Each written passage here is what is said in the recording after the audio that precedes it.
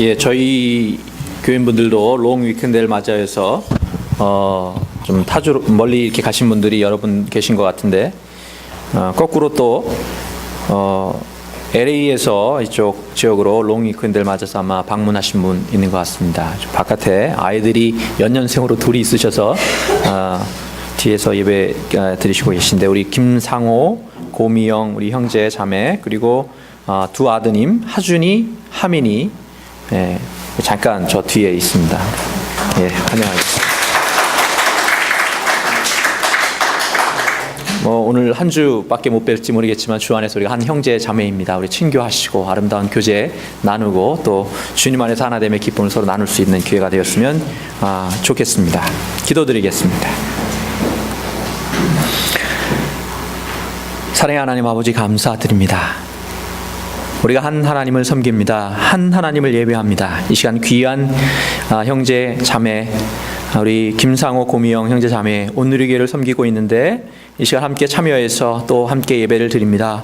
주님을 예배하는 가운데 주님께서 우리와 함께 역사하셔서 주님의 놀라운 은혜를 우리 모두 함께 경험하는 그런 축복의 시간 되게 하시고, 특별히 이스라엘 주신 두 아들 하민이와 하준이 주님께서 축복하여 주셔서 주님의 믿음의 아들 하나님께서 준비하시고, 또 하나님의 백성 우리 잘 주님 안의 믿음 안에서 귀한 하나님의 일꾼으로 자랄 수 있도록 주님 인도하여 주시옵소서.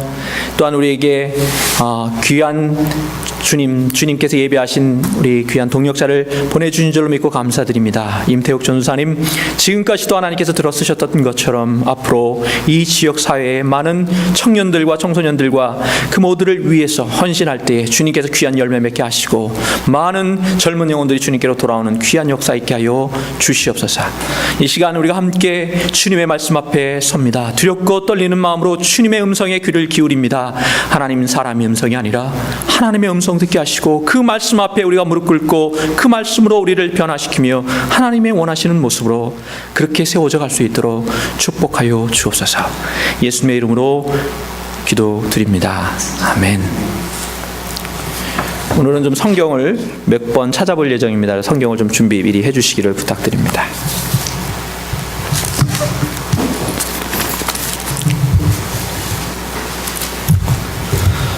어느 미국의 시골 마을에서 지독한 구두쇠가 있었답니다. 지독한 구두쇠, 이 형제 둘이 있었는데, 형과 동생이 있었는데, 어느 날 이 지독하고 얼마나 악명이 높은지 아무도 그들을 상대해주지 않는 거예요. 근데 교통사고로 형이 갑자기 이제 죽었습니다. 그래서 이제 장례식을 치러야 되잖아요. 미국에서는 다 그런 장례식 주로 성직자들이 하니까 장례식을 치르려고 하는데 누구도 해주려고 하지를 않는 거예요. 그래서 이 동생이 장례식 치러주고 형을 성자라고만 불러주면 내가 만불 주겠다, 이제 그렇게 광고를 냈답니다.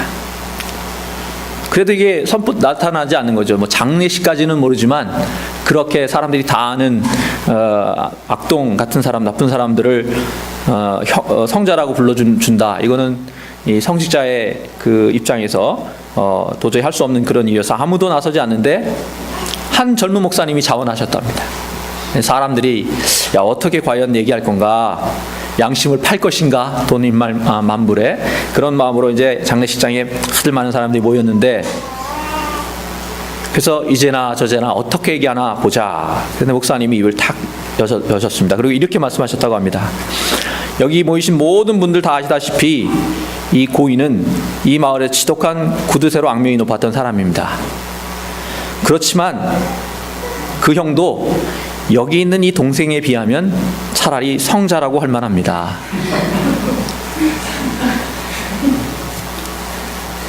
우리가 어떻게 사느냐 굉장히 중요합니다.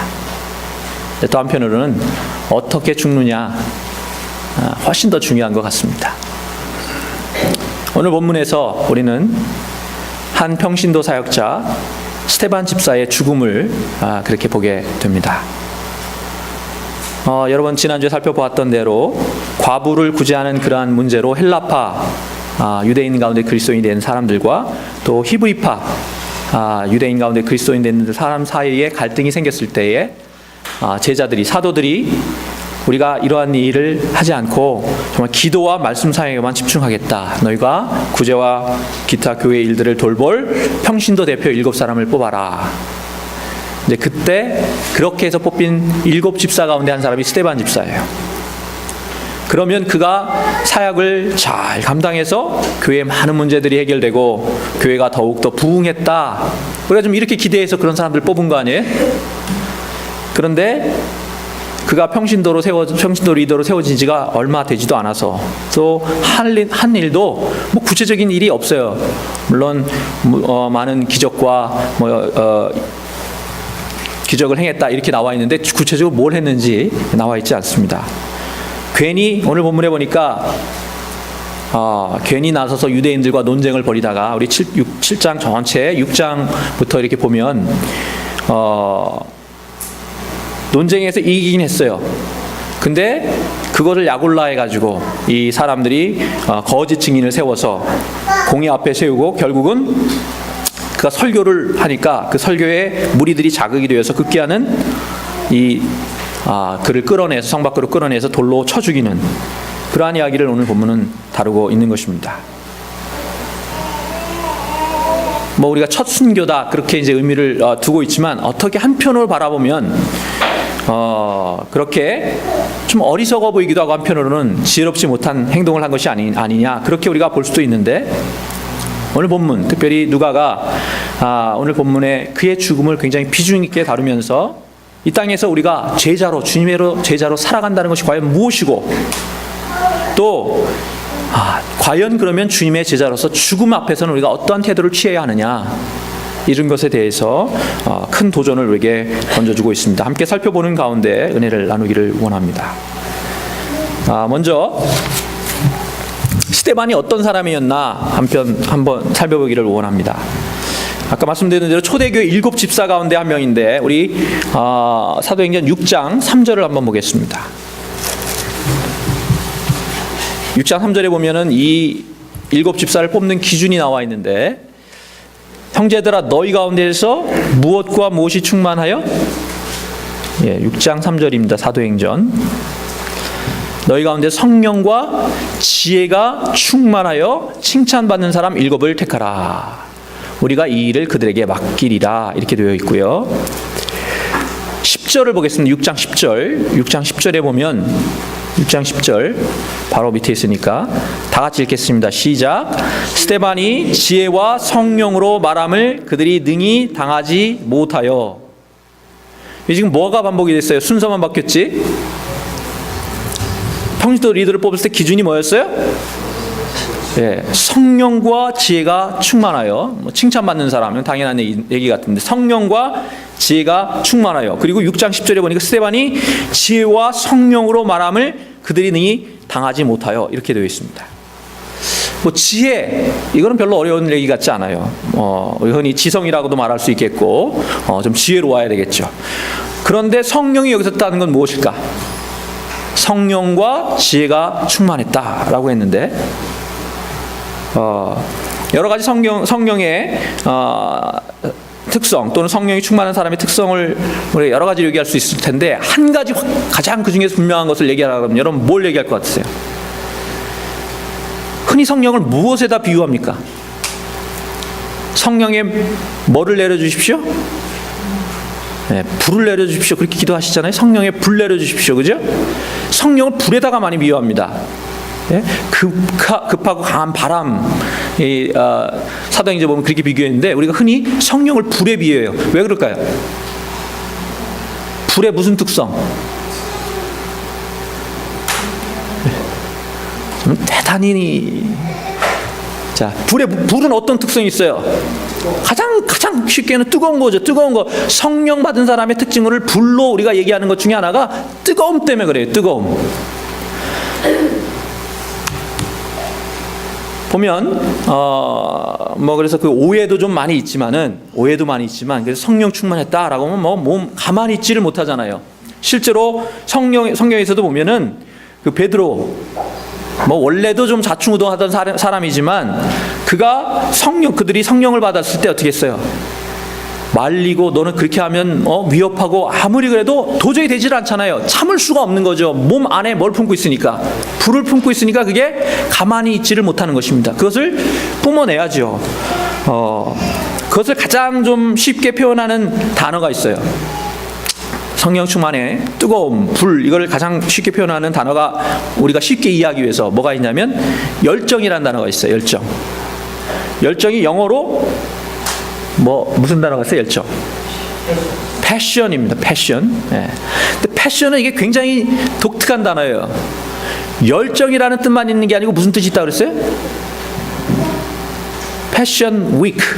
열정의 주간이 아니잖아요. 무슨 주간이에요? 고난 주간이에요. 그리고 지나간다는 의미가 있어요. 그러니까 이게 무슨 얘기냐면 고난, 순환을 뚫고 지나가게 하는 힘. 그렇게 볼 수도 있고, 또 한편으로는 고난을 뚫고 지나가는 가운데에 생기는 힘. 이게 열정이, 이게 패션이라고 볼 수 있는 거예요. 성경에 보면 하나님께서 사람 쓰실 때 어디를 지나가게 하셨어요? 다른 광야를 지나가게 하셨어요. 광야를 가게 하셨어요. 요즘 우리 기독교인들이, 저나 여러분도 이 점에서 좀 많이 도전을 받아야 될 것 같아요. 열정이 없어요. 우리 안에 뜨거움이 없어요. 왜 그래요? 젊은이들도 마찬가지예요. 제가 젊은이들 보면 뜨거움이 없어요. 성경에도 보니까, 요한계시록에 보니까 너희들이 차든지 덥든지 알아. 그런데 다들 미지근해요. 젊은이들, 또 저희 믿는 사람들도 이 열정이 없는데, 이걸 다른 말로 표현하면 야성이라고 표현할 수 있을 것 같아요. 야성. 참 야성이 있어요. 믿는 사람은. 뭐가 있으니까? 주님이 나와 함께 하시니까 나는 능치 못함이 없다. 이런 믿음이 있어야 되는데, 그런 게 없는 이유는 뭐 때문이냐? 광야를 가본 적이 없어요. 고난의 풀물을 지나본 적이 없어요. 뜨거운 열정이라는 것은 그냥 생기는 것이 아니라 고난의 그 광야를 지나면서 그 안에서 주님께서 우리와 함께 하시고 그 고난을 뚫게 하신 그 하나님이 내 안에 역사하실 때, 그때 생기는 열정, 그게 열정인데, 그게 야성인데, 그게 성령이 우리에게 주시는 가장 중요한 특징 중에 하나인데, 그것이 우리에게 없는 거예요. 그렇기 때문에 사도들이 평신도 리더를 뽑을 때 무엇을 봤어요? 성령이 충만해서 그 안에 뜨거운 열정이 있는 사람들을 뽑았고요. 또 하나 뭘 뽑았어요? 지성을 봤어요. 잘못하면은 이 뜨거운 열정, 이거는 에너지예요. 힘이에요. 그래서 이 굉장히 폭발력이 있는 이런 힘인데, 문제는 이러한 것이 방향이 올바른 방향으로 가지 못하면 어떻게 됩니까? 오히려 사고 터지는 거예요. 여러분, 핵폭탄이 왜 이렇게 무서운 거예요? 핵이 잘 관리해가지고 필요한 방향으로 그 힘을 나가게 할 수 있으면 뭐가 있습니까? 놀라운 에너지를 쓸 수가 있는 거예요. 그런데 그게 잘못돼서 엉뚱한 방향으로 나가면 많은 사람에게 피해를 줄 수 있는 그러한 것이 되는 것입니다. 그래서 반드시 이 에너지는, 힘은 방향을 잘 잡아줘야 하는데, 그 역할을 하는 것이 뭐예요? 성경에 보니까 지혜예요. 그래서 성령과 지혜가 항상 같이 가는 것입니다. 성경에도 보니까 사도행전에 보면 베드로하고 함께 꼭 누가 붙어 다녔어요?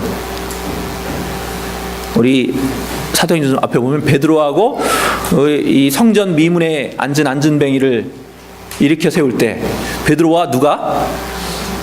베드로와 요한이.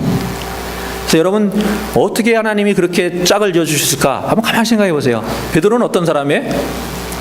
열정을 대표하는 사람입니다. 뜨거운 게 있는 사람이에요. 근데 그러다가 사고를 많이 치잖아요. 그래서 누가 붙어 있어요? 요한이 붙어 있는 거예요. 요한은 굉장히 지혜로운 사람이에요. 그래서 방향을 잘 잡아준 것입니다. 교회 많은 경우에는 저는 사실 요즘 느끼는 것은 좀 뜨거운 열정을 가진 사람들이 좀 교회 많았으면 좋겠어요. 이게 정말 어려워요. 미지근한 사람은 이 대피가 굉장히 어렵습니다. 차라리 뜨거운 열정은 있는데 좀 아직까지 방향을 몰라서 헤매는 사람은 방향만 잘 바꿔주면 놀라운 하나님의 일꾼을 쓸 수가 있어요. 누가 대표적이에요? 하나님도 그렇게 쓰셨어요. 사도 바울이 대표적입니다. 사도 바울. 하나님을 핍박하기 위해서, 예수님을 믿는 사람들 핍박하기 위해서도 얼마나 열심을 냈는지, 예루살렘만이 아니고 멀리 어디요? 딴 동네까지 가서 믿는 사람, 예수 믿는다는 사람 다 잡아오려고 그렇게 뛰어다닌 사람이 열심히. 그런데 그 열심이 있었기 때문에 하나님께서 그를 들러 쓰신 줄로 믿습니다. 우리 스데반 안에도 이 열정이 있었어요. 하나님의 말씀을 전하지 않고서는 배길 수 없는 마음, 그 뜨거운 마음이 있었기 때문에 그가 그 주님을 증거하기 위해서 죽을 걸도 아는 거죠. 사람들이 지금 뭐 벌써 혈기가 등등해가지고 돌이 날아갈 것 같은 건 알지요. 그러나 나는 하나님의 말씀 내 안에 품으시고 나를 살려주시고 나를 구원하신 그 주님을 나는 증거하지 않을 수 없다. 담대히 증거하고 죽어갔던 것입니다. 그리고 그 안에 성령의 충만함이 있었기 때문에, 뜨거운 열정이 있었기 때문에 죽어가면서도 어떤 얼굴을 했더라? 천사의 얼굴을 하고 있었다. 성경은 그렇게 말씀하고 있습니다. 스데반은 그런 사람이었습니다. 자, 이제 그러면 오늘 본문 속에서 그러한 스데반이 과연 어떠한 삶을 살았고 또 어떻게 죽었는가, 그것을 우리가 살펴보기를 원합니다. 자, 그러면 여러분, 오늘 제목처럼 무엇을 위해서 사시고 또 여러분, 우리가 무엇을 위해서 죽어야 합니까? 믿는 사람, 우리가 믿지 않는 사람들은 내놓고 우리가 믿는다라고 얘기를 하려면 무엇을 위해서 여러분 살고 계세요? 또 무엇을 위해서 여러분 죽으시겠습니까? 성경에 보니까 너희들이 열매 맺지 아니하면, 열매 맺기 위해서 사셔야 돼요. 열매 맺기 위해서. 마태복음 7장 한번 찾아보겠습니다. 마태복음 7장입니다. 마태복음 7장 17절에서 19절까지 보겠습니다. 제가 가진 성경으로 신약 성경 10페이지입니다. 17절에서부터 19절까지 찾으셨으면 한 목소리로 읽겠습니다. 시작. 이와 같이 좋은 나무보다 아름다운 열매를 맺고 못된 나무가 나쁜 열매를 맺나니, 좋은 나무가 나쁜 열매를 맺을 수 없고 못된 나무가 아름다운 열매를 맺을 수 없느니라. 아름다운 열매를 맺지 아니하는 나무마다 찍혀 불에 던져지느니라. 예, 그리고 20절에 보니까 이러므로 그들의 열매로 그들을 알리라. 무슨 얘기예요? 열매를 맺어야 하고, 열매를 맺을 때 좋은 열매를 맺어야 한다는 것입니다. 열매 맺지 않으면 어떻게 한다고요? 찍어서 불에 던질 것이다. 성경에 여러 번 말씀합니다. 우리 믿는 사람 여러분, 열매 있으세요?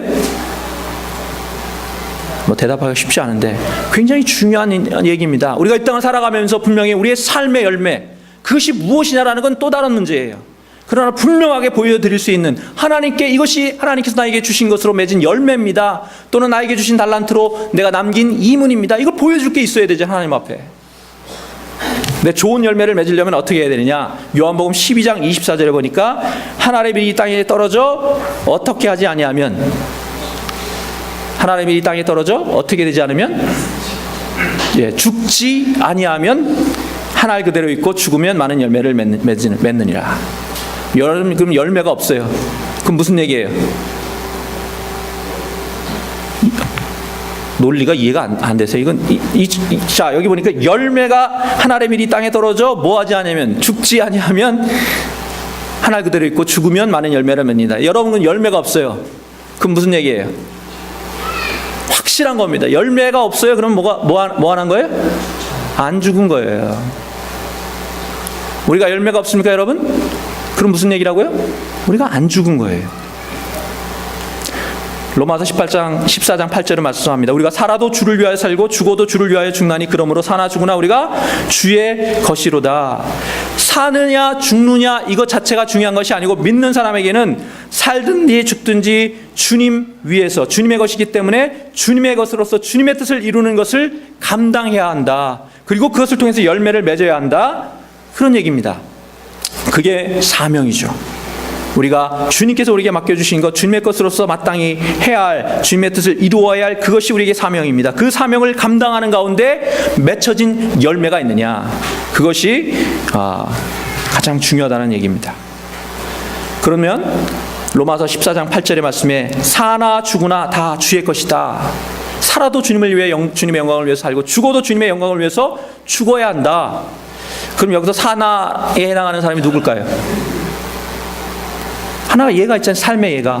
사나라는 건 살아서 하나님께 영광을 돌리는 사람 누구예요? 바울입니다.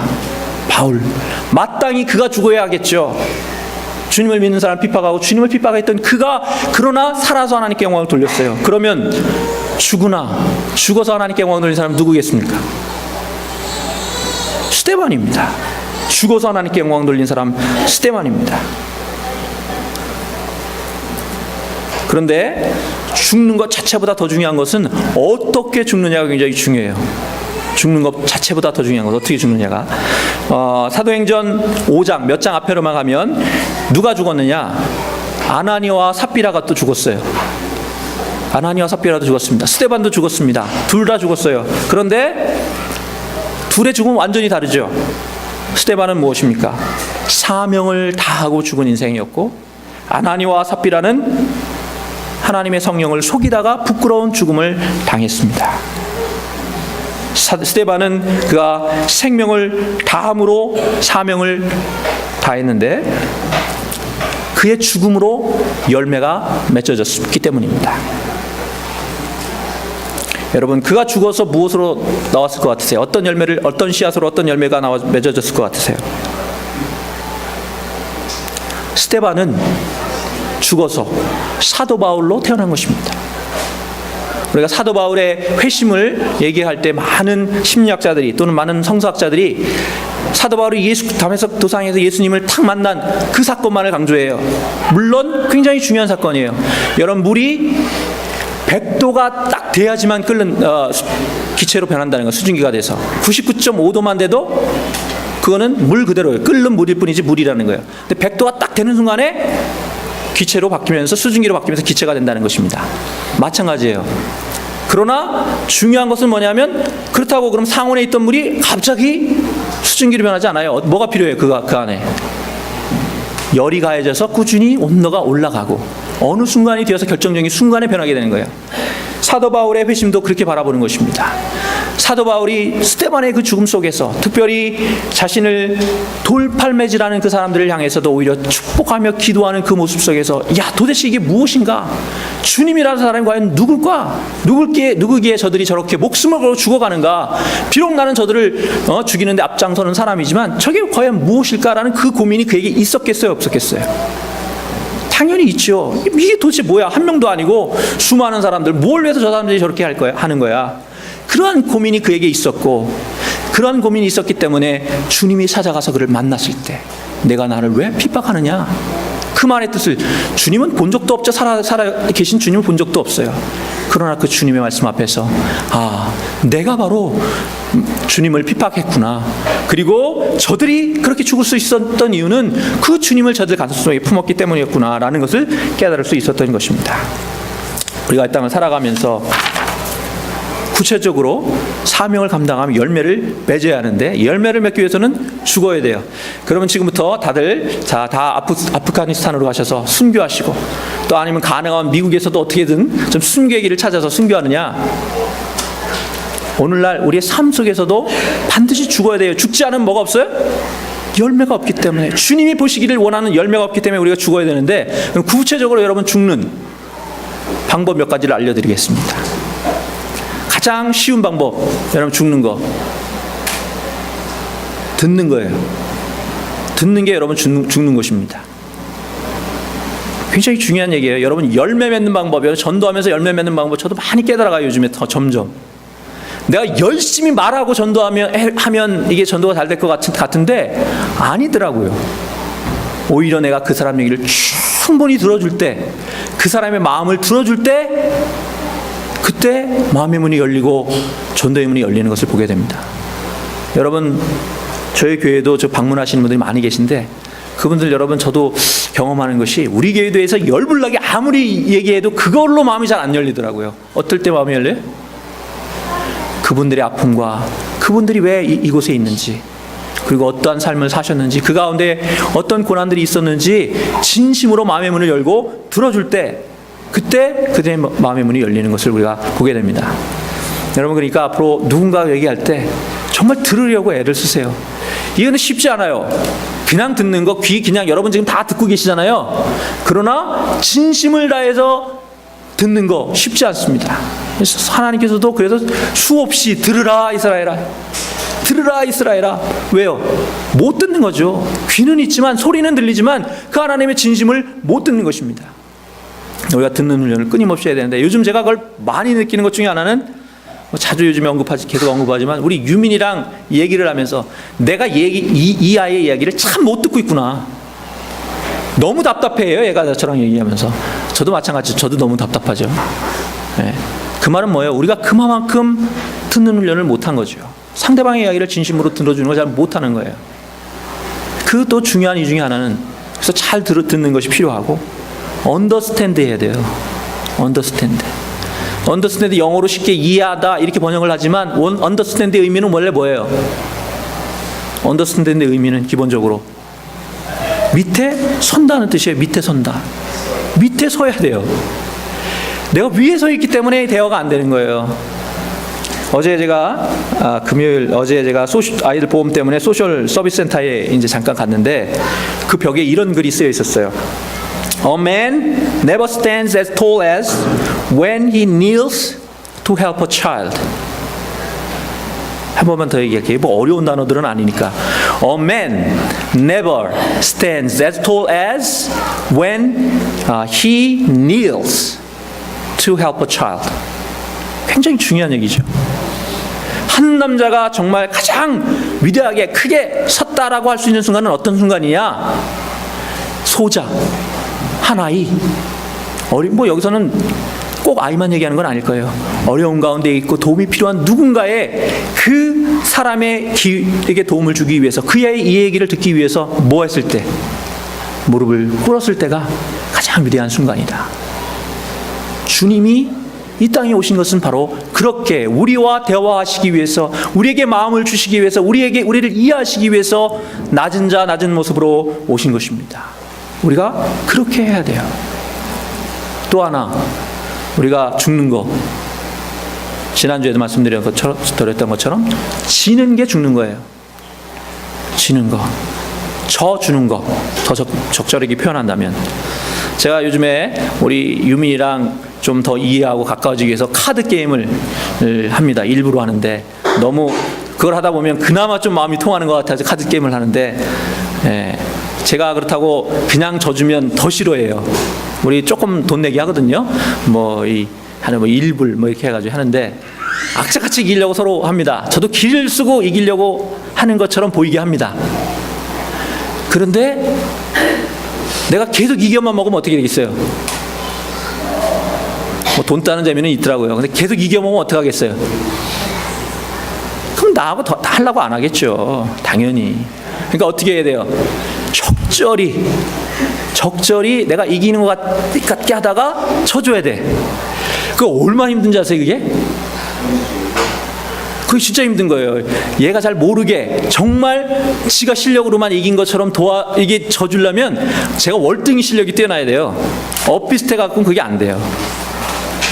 정말로 우리가 그런 마음으로 믿지 않는 사람, 우리 주변에 있는 사람들의 마음을 얻고 그들의 영혼을 구원하기 위해서는 진심으로 그들에게 져줄 수 있는, 그리고 그렇다고 내가 너한테 뭐 던져줬어, 내가 져줬어, 이런 마음이 아니고 진심으로 그들이 더 높은 곳에 서서 누군가에게 나도 도움을 베풀었고 나도 필요한 존재구나 라는 것을 깨닫게 해줄 때, 그때 그들의 마음에 문이 열리고 그리고 그들이 주님께로 나아올 수 있는 그런 길이 생기는 것입니다. 여러분, 믿지 않는 사람은 절대로 예수님 바로 볼 수가 없어요. 다이렉트로 예수님 볼 수 있는 방법이 없어요. 예수님이 어떤 분이신지 알 수 있는 방법이 없어요. 반드시 무엇을 통해서? 저와 여러분이 보여주는 그 삶의 모습 속에 드러난 예수님을 통해서밖에 볼 수 없는 것입니다. 그래서 우리는 삶의 현장에서 우리가 죽고 우리를 낮추고 또 그분들 이야기를 진심으로 다해서 듣고 져주는 것을 통해서 주님은 증거해야 될 줄로 믿습니다. 예화 한 가지만 하고 우리 설교를 마치도록 하겠습니다. 실제로 있었던 일입니다. 전쟁 중이던 1950년 한국 전쟁이 있던 1950년 어느 날 가난해서 학교에 다니지 못했던 한 아이가 미군 부대의 하우스보이로 취직을 하게 됩니다. 미군들을 따라다니며 시중을 들던 그에게 칼 파워스라는 한 미군 상사가 그에게 이런 제의를 합니다. 이 전쟁 속에서 한 생명이라도 건지고 싶다. 너 미국 가서 공부하지 않을래? 반신반의하던 이 아이를 미국으로 데려가기 위해서 칼 파워스 상사는 6개월에 한 번씩 돌아오는 귀국 기회를 5번이나 미루게 됩니다.